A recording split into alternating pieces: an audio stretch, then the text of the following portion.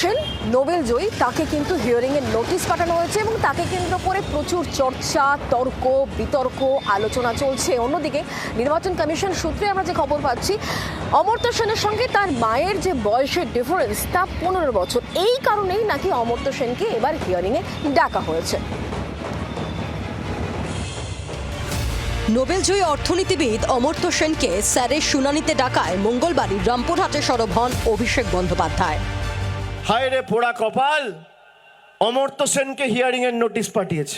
ভারতবর্ষের জন্য নোবেল পুরস্কার জিতে এনেছে, দেশের নাম যে বিশ্বসভায় বিশ্ববন্দিত করেছে, যার হাত ধরে দেশ সমৃদ্ধ হয়েছে, সেই অমর্ত্য সেনকে এসআইআর এর নোটিশ পাঠিয়েছে।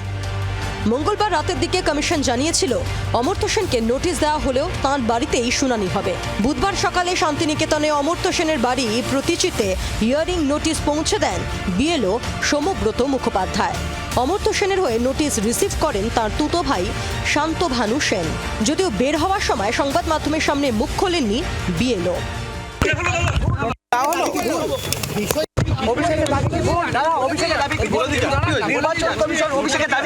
সব মিলছে না ঠিক ইনফরমেশন, এটা রিসিভ করতে হবে।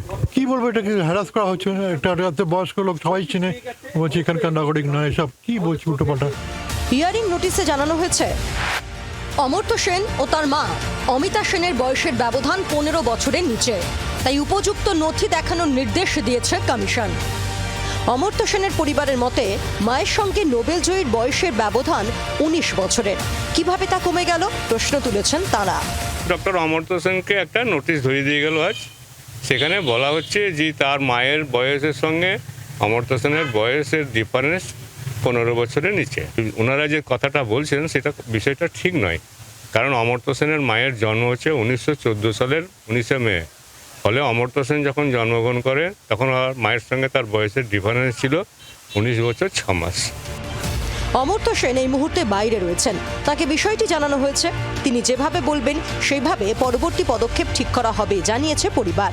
তবে এই নোটিশ দেওয়ার পিছনে প্রতিহিংসামূলক রাজনীতির আশঙ্কা উড়িয়ে দিচ্ছে না পরিবার। এই যেটা করছে এটা ঠিক করছে না, সাধারণ মানুষের খুব ক্ষতি হবে, সাধারণ মানুষ সাফার করবে। ফলে এটা কোনো প্রতিহিংসামূলক এসআইআর বিরুদ্ধেও তো উনি বলেছিলেন, সেটা হতে পারে যে তার, কিন্তু সেটা তার ঠিক নয়। মানুষের তো প্রত্যেকটা মানুষের তো গণতান্ত্রিক অধিকার আছে বলা। বিহারে স্যার শুরু হওয়ার সময় একে ভয়াবহ ঘটনা বলে মন্তব্য করেছিলেন অমর্ত্য সেন। তাঁর যুক্তি ছিল স্যারের লক্ষ্য যদি নাগরিকের ভোটাধিকার কেড়ে নেওয়া হয় তাহলে তা ঠিক নয়। বঙ্গে স্যার প্রক্রিয়ায় এবার খোদ আশঙ্কায় অমর্ত্য সেন। প্রসেনজিৎ মালাকারের রিপোর্ট, জি 24 ঘন্টা। বাংলার আওয়াজ, বাঙালির আবেগ, জি 24 ঘন্টা।